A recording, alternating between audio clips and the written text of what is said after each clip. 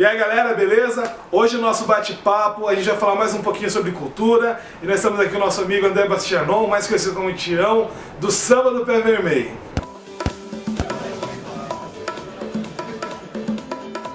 E aí, Tião? Gostava, né? Que bom? Bem. Então, cara, hoje a gente vamos fazer um bate-papo de novo. Hoje a gente já abordou esse tema, vamos conversar mais um pouquinho, porque eu acredito que é um negócio muito amplo, que é a questão da cultura, né? Da gestão, do fomento e tal, como que tá vendo, como tá a visão, é um negócio mais macro e tal. E aí, o que você tá achando, como que tá essa questão do processo de cultura hoje aqui na região e tal? Qual que é a sua avaliação? Olha, em geral as coisas vão bem, né? Eu acho que o Ministério da Cultura, pelo menos no âmbito federal, tá caminhando para cumprir a meta de se extinguir mesmo, assim. Estão indo nessa direção com força. Isso reflete aqui, a gente sente. Apesar de nas cidades, as secretarias de cultura assumirem papéis meio variados em cada cidade, elas se ligam de alguma maneira. Algumas cidades estão ligadas à Secretaria de Educação, outras ligadas a turismo, outras soltas, são secretarias independentes. De maneira geral, elas atendem a demandas diversas da sociedade, assim, não é um... Então acaba que elas sobrevivem, tem orçamento, porque é importante a Secretaria de Cultura que faz show, que faz evento na praça. Então toda a prefeitura acaba investindo nisso. Mas isso é um problema para a gestão de cultura, porque isso não quer dizer que está sendo desenvolvida política pública de cultura. Estão sendo feitos shows e eventos, ok. Não tem que deixar de ter shows e eventos. Tem shows e eventos. Mas não é uma política pública de cultura, ou não consegue contemplar a demanda de política pública de cultura. Assim. Você não tem participação, você não tem diálogo, e aí isso você não consegue desenvolver as políticas como elas devem ser. Né? Tem um medo do diálogo. Várias pastas têm a gestão compartilhada com conselhos, por exemplo, a saúde. E esse tipo de coisa a gente já percebe onde essa gestão é compartilhada com conselhos. Você percebe uma resistência muito grande do executivo em aceitar a participação da sociedade civil. Então, nunca vão desenvolver isso numa pasta como a cultura se não houver uma necessidade ou uma demanda muito forte, muito grande de organização. Aqui na região a gente tem alguns conselhos de cultura que dão algum exemplo de que é possível implementar, mas o diálogo desses conselhos com as secretarias geralmente é complicado, assim. Ou quando o diálogo é bom, o conselho também não consegue executar as coisas, é muito delicado, assim. É que na verdade a gente vê, que nem você falou, a gente passa por um sucateamento de todo o processo, né? Desde Brasília, né, e querendo extinguir, né? E cada vez mais a gente já percebe também que os municípios também deixam essa função de escanteio, né? Para essa questão da gestão da cultura, né? De você criar a cultura, criar a demanda de cultura, criar a política pública cultural, né? Enfim, e inserir as pessoas dentro dessa política. A gente tem um problema muito grave também, que é com a questão do artista em si, né? Como que tá essa relação do artista, essa relação do trabalho, dele, tipo, o que tá rolando, você entendeu? O fomento, assim, tipo, o que você acha?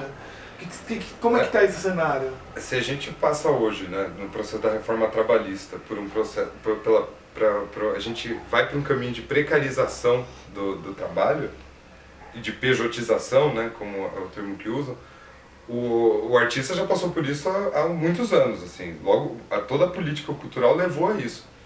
O artista hoje é sempre uma pessoa jurídica que tem que trabalhar com planilhas, com projetos, com desenvolvimento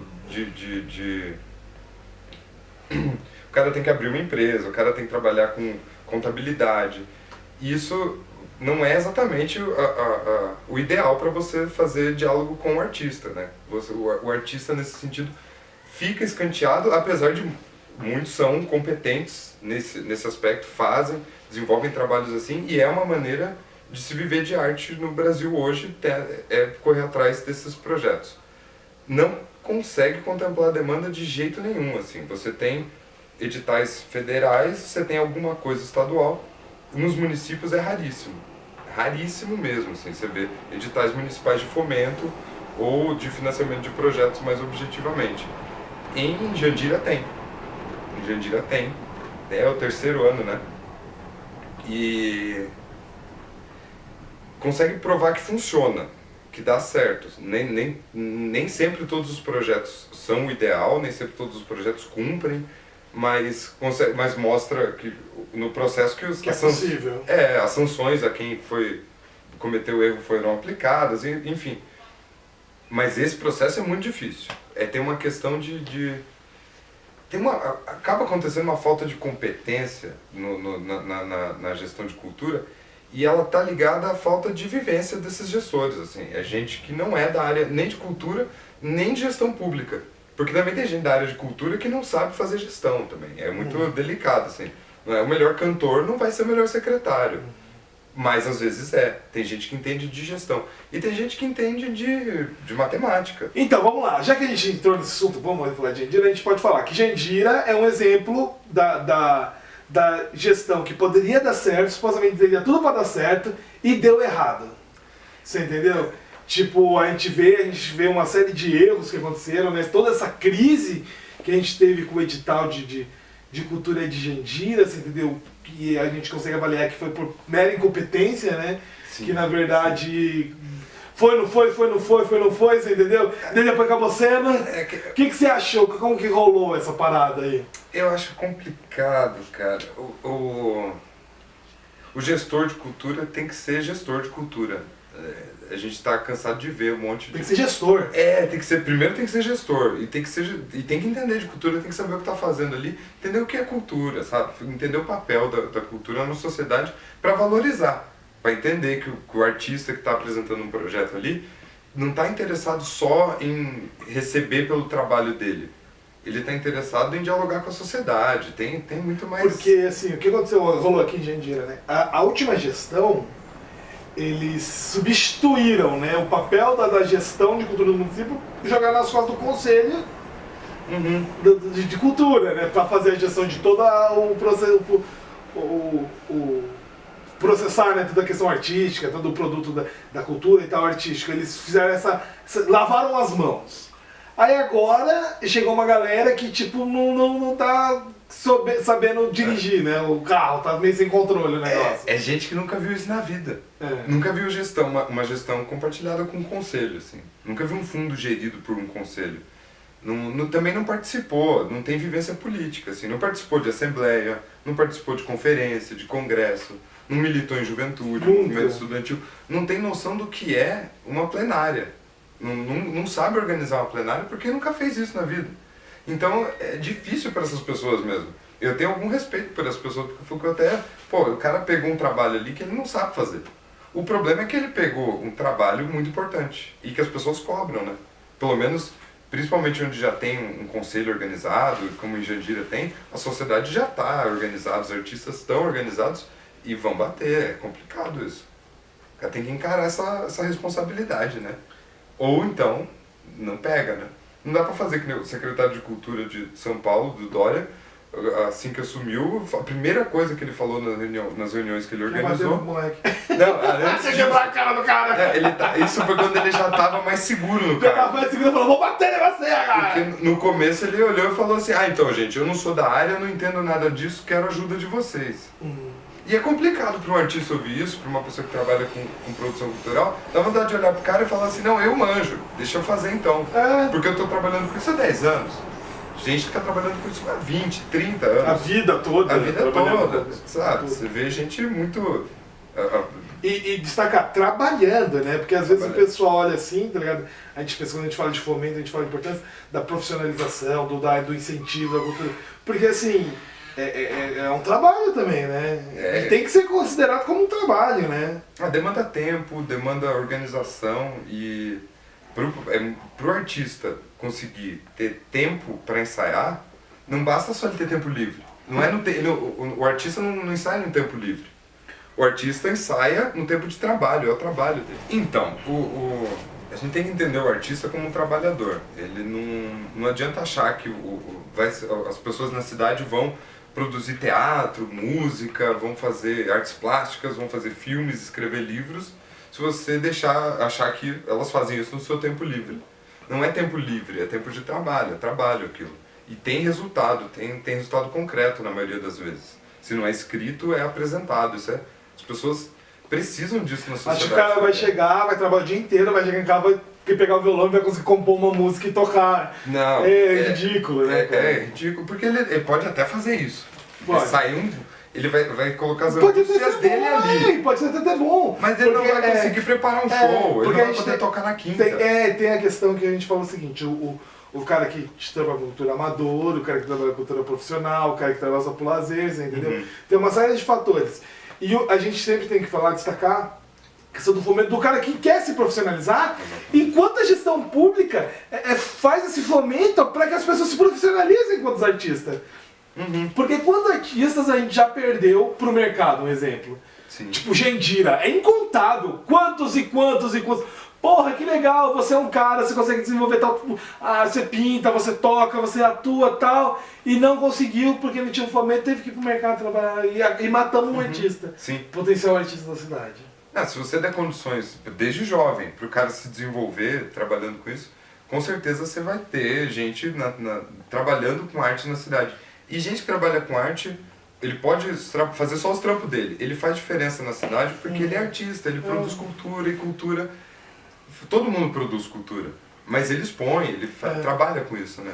E você vê desde, como você falou, desde criança, por exemplo, as oficinas, que além de ser como um processo cultural, a gente pode colocar até como combate à vulnerabilidade, né?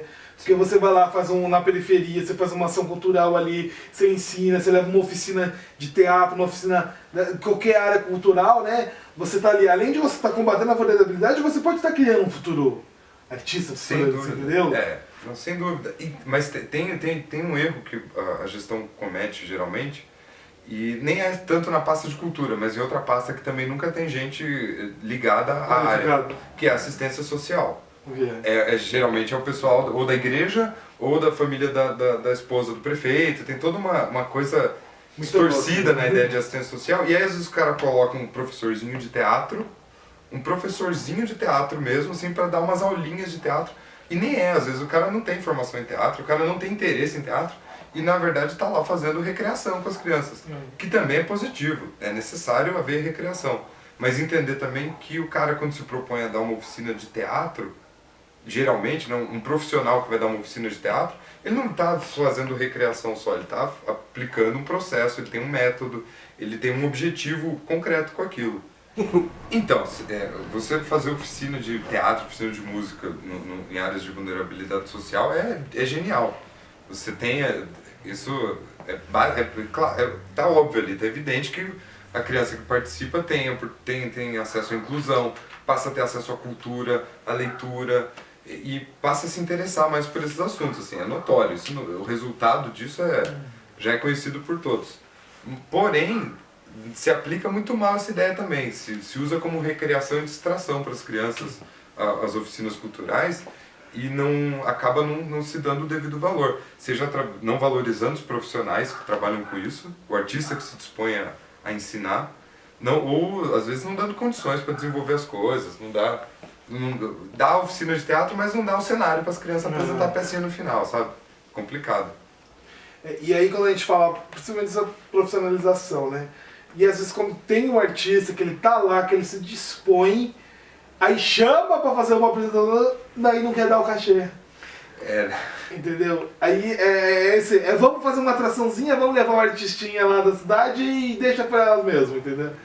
Isso é muito ruim, né, cara? É complicado, tem uma falta de profissionalização na gestão, na verdade, né? Por isso que não consegue dialogar com o artista profissional, sabe? Não tá acostumado a pagar as pessoas.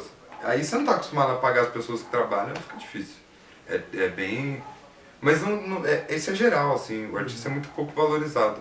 E dizem, né, que não se valoriza ou não se profissionaliza. Mas o artista tá profissionalizado, tá organizado e se valoriza, sim.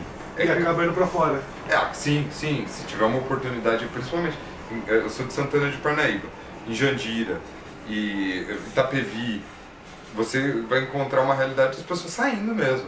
O cara que consegue se destacar sai da cidade e vai trabalhar em São Paulo, vai trabalhar em Osasco. Osasco pouco ainda, também é uma cidade, apesar de muito próxima da capital, também sofre com esse êxodo, assim, que dá pra ir e voltar com mais facilidade, né? Mais acessível. Mas é complicado, você perde as pessoas, e a sociedade não usufrui daquilo, não consegue dialogar com os artistas da cidade mesmo. Enfim, é isso, gente. E o Pé Vermelho? A gente é um grupo de samba, a gente é um grupo de samba de bumbo, de samba rural paulista. A gente tá tocando há uns 2 anos já. A gente é de Parnaíba, né? Então a gente faz samba porque a gente gosta mesmo. A gente sempre fez, sempre vai fazer. Aí quando a gente arruma os bumbos, a gente faz o nosso samba, né? E a gente tá tentando trabalhar com cultura, né? Tá tentando viver de cultura sendo artista. Tem o João Vitor é ator, vive de teatro, o Alisson também é ator, Cíntia é jornalista, a outra Cíntia é historiadora, contadora de história. A gente tenta trazer pro samba de bumbo o nosso trabalho com cultura pra fora, assim. É legal. Essa pegada. Interessante. E aí já tem página, tem tudo, né? Tem a página no Facebook do Samba do Pé Vermelho, facebook.com/espetaculista, porque era o nome do nosso grupo antigo.